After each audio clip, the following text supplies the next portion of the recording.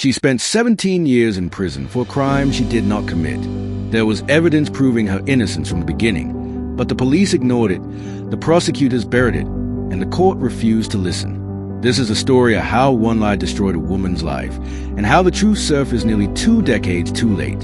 In 1997, in Los Angeles, a woman named Susan Mellon was arrested for the murder of a homeless man named Richard Daley. The case moved fast. There was no physical evidence tying her to the crime. No fingerprints, no DNA, no confession. There was no motive.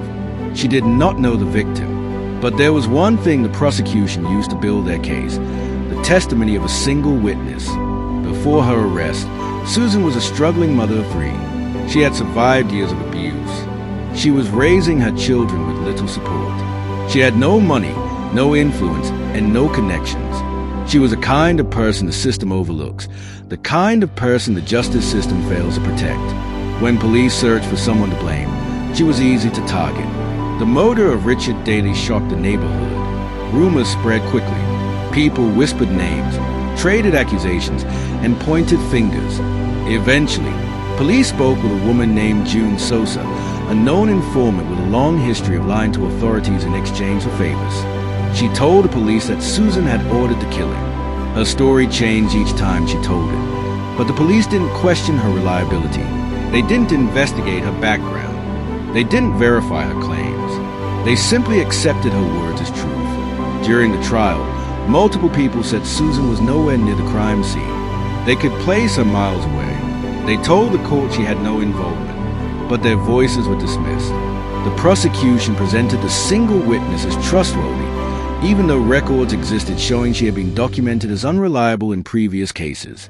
Those records were never shown to the jury. The defense never had the chance to use them. One lie became the foundation of a conviction. Susan was sentenced to life in prison without parole. She lost her freedom. She lost her home. She lost the chance to raise her children. Her mother passed away while she was behind bars. She missed years of birthdays, graduations, and ordinary moments she could never get back. Yet she never stopped fighting. From prison, she wrote letters to lawyers, reporters, Innocence Projects, anyone who might listen. For years, no one responded. Then one day, attorney Deirdre Connor opened her letter. She began reviewing Susan's case and discovered the truth that had been ignored for nearly 2 decades. The witness who testified against Susan had been officially labeled a habitual liar long before the trial. This single fact, if acknowledged at the time, would have prevented the conviction entirely.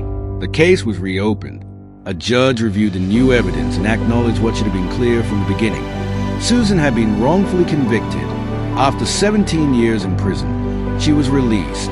When she walked out of the courtroom, she fell into her attorney's arms and cried, not because justice prevailed, but because justice had waited too long to arrive. She later received financial compensation, but no amount of money can return the years that were taken. Time does not rewind. Children do not become young again. Life does not pause and restart. And yet Susan's story is not rare. It is a reminder of what happens when the system values convictions over truth, when the voices of the powerful are believed over the powerless, and when lies are easier to accept than evidence. There are many more stories like hers, and they deserve to be remembered.